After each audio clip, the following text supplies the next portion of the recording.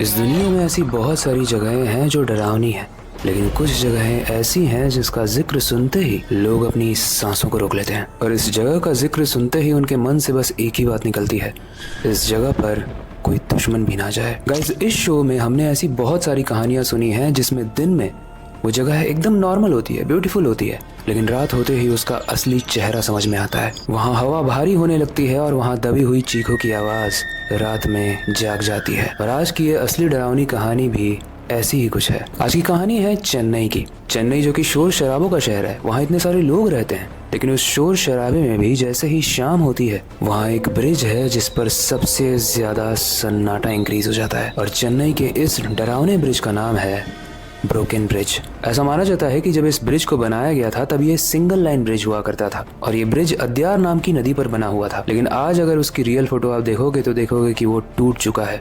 अब वो एक नहीं बल्कि आधा ब्रिज है। और ऐसा माना जाता है कि इस ब्रिज के टूटने के पीछे एक बहुत ही दर्दनाक और डरावनी कहानी है, जिसके बाद से इस ब्रिज के नीचे सिर्फ पत्थर और पानी नहीं बल्कि कुछ और भी रहने लगा। लेकिन ऐसा कौन सा रीजन है जिसकी वजह से ये ब्रिज नॉर्मल ब्रिज से एकदम डिफरेंट है और डरावना है, वही जानेंगे आज की स्टोरी में। लेकिन उससे पहले हेलो गाइस, मेरा नाम है अविनाश कुमार और आप देख रहे हो हॉरर स्टोरीज।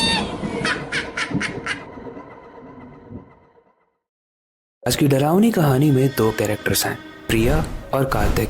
ये दोनों ही आईटी प्रोफेशनल्स थे, मतलब आईटी कंपनी में काम करते थे। इनकी ये यूजुअल हैबिट थी कि वीकेंड्स पर, यानी जिस दिन इनकी छुट्टी होती थी, उस दिन ये रात में देर तक घूमते थे। और एक दिन ऐसे ही ये घूमते हुए उस अद्यार नदी के पास पहुंच गए। कार्तिक को याद है कि उसके दोस्तों ने कहा था कि ये जो जगह है अद्यार नदी वाली, ये एक डेट के लिए बहुत परफेक्ट है। यहाँ शांति है, ये सुंदर है और सबसे इम्पोर्टेंट, यहाँ भीड़ बिल्कुल नहीं है। अब कार्तिक प्रिया को पसंद करता ही था, तो उसने सोचा कि ऐसी ही जगह पर जाना अच्छा रहेगा जहाँ पर लोग बहुत कम हो, ताकि वो क्वालिटी टाइम स्पेंड कर पाए। अब कार्तिक प्रिया को लेकर तो क्वालिटी टाइम स्पेंड करने के लिए आया था, लेकिन उसके साथ जो होने वाला है वो कहानी में एक ट्विस्ट लाने वाला है, इसलिए आगे तक बने रहना। कार्तिक ने प्रिया को अपनी कार से पिक किया, उस ब्रिज के पास गया और पहुंचने के बाद वहां से उतरकर उस टूटे हुए ब्रिज की तरफ चलने लगा। अब बड़ी ही स्ट्रेंज बात है कि ब्रिज के नीचे पानी का बहाव काफी तेज था, लेकिन फिर भी ब्रिज के ऊपर इतना सन्नाटा था कि उन्हें अपने ब्रीदिंग की, अपने सांस की भी आवाज आ रही थी। अब दोनों ही इस ब्रिज के पास बैठे हैं और प्रिया उससे मजाक करती है कि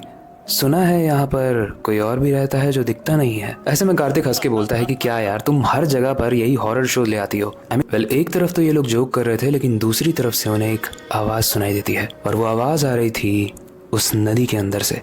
जब वो दोनों ही उस नदी के अंदर देखते हैं तो उन्हें एक चेहरे जैसा कुछ दिखता है। ध्यान से देखने पर वहां बस लहरों की आवाज आ रही थी। और कई बार ऐसा लगता है ना कि बहुत सारी आवाजें मिक्स होकर एक डरावनी आवाज बन जाती है। तो कार्तिक को लगता है कि शायद ये वैसी ही कुछ आवाज होगी, बेसिकली ये एक वहम होगा उन लोगों का। लेकिन तभी उन्हें पीछे से एक आवाज सुनाई देती है, एक आवाज जो कहती है ज्यादा देर तक यहाँ पर मत रुकना। जब कार्तिक पीछे मुड़कर देखता है तो वो देखता है कि एक लोकल वहां पर जो मछली पकड़ने वाला था वो ये कह रहा था। वो देखने में एक देहाती इंसान लग रहा था जिसने अपने हाथ में बड़ी सी मछली पकड़ी हुई थी। अब कार्तिक को तो अपने क्वालिटी टाइम में डिस्टर्बेंस हो ही गया था, लेकिन फिर भी उसको वो बड़ी क्यूरियोसिटी से देख रहा था कि ये कैसा इंसान है कि आके हमारे बीच में कबाब में हड्डी बन रहा है। लेकिन तभी वो इंसान कहता है कि तुम लोग शहर के लगते हो, तुम्हें इस जगह की कहानी पता है? वो लोग बोलते हैं इस जगह की कहानी क्या है, शांत जगह है तो हम लोग अपना क्वालिटी टाइम स्पेंड करने आए हैं, बात कर रहे हैं हम लोग। वो मछुआरा बोलता है कि इस जगह के बारे में अगर तुम्हें पता होता तो शायद तुम यहाँ पर नहीं आते, क्योंकि जिस क्वालिटी टाइम को स्पेंड करने तुम यहाँ पर आए हो वो क्वालिटी टाइम खून से भरा हो सकता है। प्रिया बोलती है भैया आपका मतलब क्या है? कार्तिक को लगता है भाई तुम सच में डिस्टर्ब करने आए हो ना? लेकिन वो मछुआरा बोलता है कि मैं कोई डिस्टर्ब करने नहीं आया हूँ, मैं बस तुम लोगों को अवेयर करने आया हूँ। प्रिया बोलती है तो क्या हुआ था इस जगह पे, बताओ मुझे। उसके बाद वो मछुआरा एक कहानी सुनाता है। वो कहता है कि 1967 में इस ब्रिज को बनाया गया था। इस ब्रिज को बनाने के सिर्फ 10 साल तक ही ये ब्रिज टिका और 1977 में जब इस गांव में मॉनसून आया तो पानी का बहाव इतना तेज था कि उसने इस ब्रिज को तोड़ दिया। लेकिन जो वो तेज पानी का बहाव था उसने सिर्फ इस ब्रिज को ही नहीं तोड़ा था। ऐसा माना जाता है कि इस ब्रिज के पास एक बहुत सुंदर सा छोटा सा गाँव हुआ करता था। वहाँ के लोगों ने कई बार सरकार को लेटर्स लिखे थे कि मॉनसून का वक्त जब आएगा तो यहाँ पर पानी बढ़ जाता है जिससे हमें दिक्कत होती है, तो यहाँ पर ब्रिज बनाने की जगह आप एक डैम बनाइए जिसकी वजह से हम लोग सेफ रहें। लेकिन उसके बाद भी गाइस हम सब तो ये जानते ही हैं कि पॉलिटिशियंस कैसे होते हैं, वो सिर्फ अपना फायदा देखते हैं। और इस कहानी में उस पॉलिटिशियन ने भी लोगों की बात नहीं मानी, सिर्फ एक ब्रिज बना दिया और अपने बड़े से पोस्टर पर लिखवा दिया कि इस गाँव में मैंने एक बड़ा सा ब्रिज बनवाया है। लेकिन गाइस वो ब्रिज किसी काम का नहीं था, डैम काम का होता, और वही हुआ जो नहीं होना चाहिए था। उस गांव में कई बार मॉनसून आया जिसकी वजह से थोड़ा बहुत तो नुकसान होता ही रहता था, लेकिन इस मॉनसून ने उस ब्रिज के साथ साथ पूरे गांव को डुबा दिया। कई सारे बच्चे, कई सारे माएँ और फैमिली के हर एक मेंबर को रातों रात खत्म कर दिया। गाइस, तब से ऐसा माना जाता है कि उस पूरी गांव की सारी ही आत्माएं अभी तक भटक रही हैं अपने इंसाफ के लिए। माना जाता है कि इस इंसिडेंट के बाद उस पॉलिटिशियन को भी आत्माएं तंग कर रही थी, इसलिए वो फॉरेन भाग गया, मतलब भारत छोड़ दिया उसने। अब शायद उस पॉलिटिशियन को ये आत्माएं मार देती तो उन्हें मुक्ति मिल जाती, लेकिन क्योंकि वो उन्हें नहीं मार पाई तो वो अब यहाँ जो भी आता है उसे जिंदा नहीं छोड़ती। और यही चीज़ वो मछुआरा इन लोगों को बताता है। अब गाइज, हमारी कहानी का जो कार्तिक था ना, वो मछुआरे की स्टोरी के एंड होने का वेट कर रहा था, क्योंकि उसे प्रिया से कुछ इजहार करना था। आप लोग समझ ही गए होंगे। इसीलिए कार्तिक बोलता है कि भैया आपकी स्टोरी बहुत अच्छी है, अब क्या हम लोग बातें कर लें, हम लोग कुछ इंपॉर्टेंट बात कर रहे थे। मछुआरा जाने से पहले बस एक ही चीज़ कहता है, आपको याद है मैंने बताया था कि यहाँ डैम नहीं बना था जिसकी वजह से मानसून में यहाँ बाढ़ आ गई थी। कार्तिक बोलता है कि हाँ आपने बताया था, बट अब तो डैम बन ही गया होगा। मछुआरा बोलता है डैम अभी भी नहीं बना है और ये सीज़न मानसून का है। कार्तिक थोड़ा सा डरता है, बट पानी के बहाव को देखते हुए उसे लगता है कि इतने कम पानी में क्या ही होगा। वो बोलता है ठीक है भैया, हम ध्यान रखेंगे, हम जल्दी निकल जाएंगे यहाँ से। मछुआरा बोलता है कि जल्दी नहीं, अभी निकलो, क्योंकि मैं महसूस कर सकता हूँ कि पानी का बहाव बढ़ने वाला है, और अगर बढ़ने वाला नहीं भी होगा तो वो आत्माएं इस बहाव को बढ़ा देंगी ताकि वो तुम्हें खा पाएँ।